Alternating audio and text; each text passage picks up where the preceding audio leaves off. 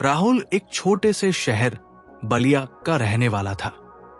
राहुल बचपन से ही पढ़ने में होशियार और अपने माँ बाप की इकलौती उम्मीद था। पिता रामबाबू पोस्ट ऑफिस में क्लर्क तथा माँ एक गृहिणी थी। एक छोटा सा घर, दीवारों पर पुरानी कैलेंडर और छत से टपकता बारिश का पानी। घर की आर्थिक स्थिति कुछ ज्यादा अच्छी नहीं थी, लेकिन माँ बाप ने कभी किसी चीज की कमी नहीं होने दी। राहुल की आंखों में एक सपना था, एक दिन किसी बड़ी कंपनी में नौकरी करना, जिससे माँ बाप का सर गर्व से ऊंचा हो। 12वीं तक आते आते राहुल ने तय कर लिया था कि वहां इंजीनियर बनेगा। पूरे गांव में उसकी तारीफ होगी। राहुल तो बहुत तेज लड़का है, कुछ बड़ा करेगा। इसी उम्मीद को लेकर राहुल ने कानपुर के एक इंजीनियरिंग कॉलेज में दाखिला लिया। परिवार ने जमीन गिरवी रखी, मां ने अपने गहने बेचे, लेकिन राहुल को पढ़ने भेजा। जब राहुल पहली बार अपने गांव से शहर आया तो उसके अंदर एक अलग ही उत्साह और विश्वास था। परंतु जब राहुल पहली बार कॉलेज गया तो देखता रह गया।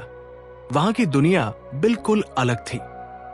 शहर के लड़कों के पास लैपटॉप, महंगे फोन और अंग्रेजी बोलने की कला थी। राहुल शुरू में खुद को बहुत अकेला महसूस करता। किसी कोने में बैठकर अपना टिफिन चुपचाप खाता। उसका देहाती लहजा, साधारण पहनावा, टूटी फूटी अंग्रेजी मजाक का कारण बनती। धीरे धीरे राहुल का विश्वास टूटने लगा, परंतु उसने हार नहीं मानी और अपने सपनों के प्रति जी जान से मेहनत करता रहा। ऐसा करते हुए धीरे धीरे सालों निकलते रहे और राहुल अब खुद में अच्छा महसूस करने लगा था। जब 4 साल पूरे हो गए, प्लेसमेंट का समय आया तो राहुल बहुत खुश हुआ और बोला अब मेहनत रंग लाएगी।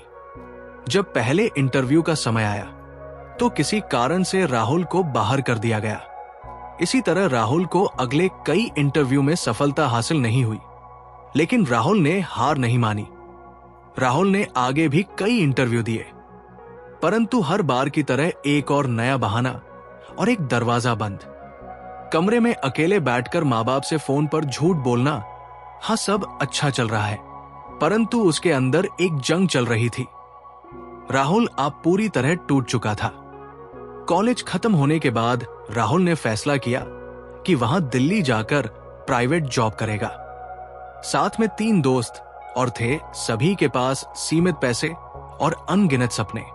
उन्होंने एक छोटा सा कमरा किराए पर लिया, जिसमें एक छोटा सा पलंग था और सभी बारी बारी सोते थे।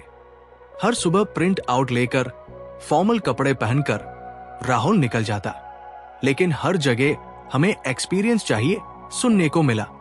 नौकरी नहीं मिलने के कारण वो कभी मेट्रो में खड़ा खड़ा रो देता तो कभी चाय की दुकान पर बैठकर अपने सपनों के बारे में सोचता। एक दिन अचानक राहुल के पिता का फोन आया और बोले, बेटा अब हम ज्यादा कर्जा नहीं ले सकते। उस दिन राहुल की आंखों में आंसू थे। उसने ना खाना खाया, ना बाहर निकला। छत पर जाकर घंटे आसमान को देखता रहा। ना उसके पास कोई जवाब था, ना ही कोई रास्ता।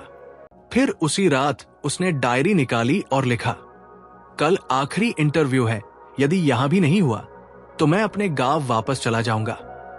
शायद सपना मेरे लिए नहीं था।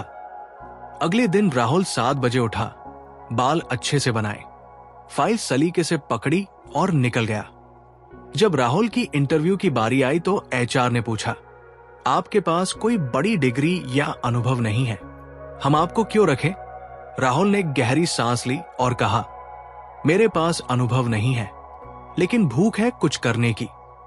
मेरी कड़ी मेहनत को आप अनुभव का विकल्प मान सकते हैं। अब एचआर चुप हो गया था और राहुल को इंतजार करने को बोलता है। इंटरव्यू देकर राहुल वापस कमरे लौटा। मन में डर था, उम्मीद खत्म सी हो चली थी। शाम को बैग पैक किया और सोचा, कल सुबह गांव के लिए ट्रेन पकड़ लूंगा। पर अचानक रात 9 बजे राहुल के पास एक फोन आया। बधाई हो राहुल, आपका सिलेक्शन हो गया है और हमारी टीम में आपका स्वागत है।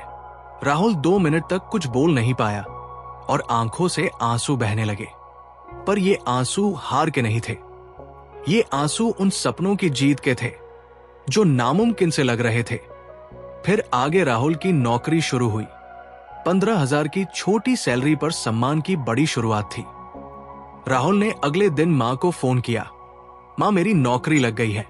उधर से सिसकियों की आवाज आई, बेटा तूने मेरा सपना पूरा किया। अगले 6 महीने में राहुल की सैलरी भी बढ़ी और जिम्मेदारी भी।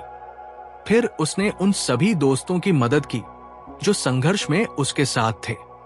उसने कभी नहीं भुलाया वो दिन जब जेब खाली थी और आंखों में सिर्फ भरोसा था। फिर एक दिन सब कुछ सही हो गया जिसके लिए राहुल ने बरसों इंतजार किया था। ये कहानी सिर्फ राहुल की नहीं, आपकी और हमारे जैसे हर उस युवक की है जो जिंदगी से रोज एक नई लड़ाई लड़ता है। नौकरी पाने की, खुद को साबित करने की और अपने घर वालों का सपना पूरा करने की। आशा करता हूं राहुल के जीवन के संघर्ष की कहानी आपको बहुत पसंद आई होगी। धन्यवाद।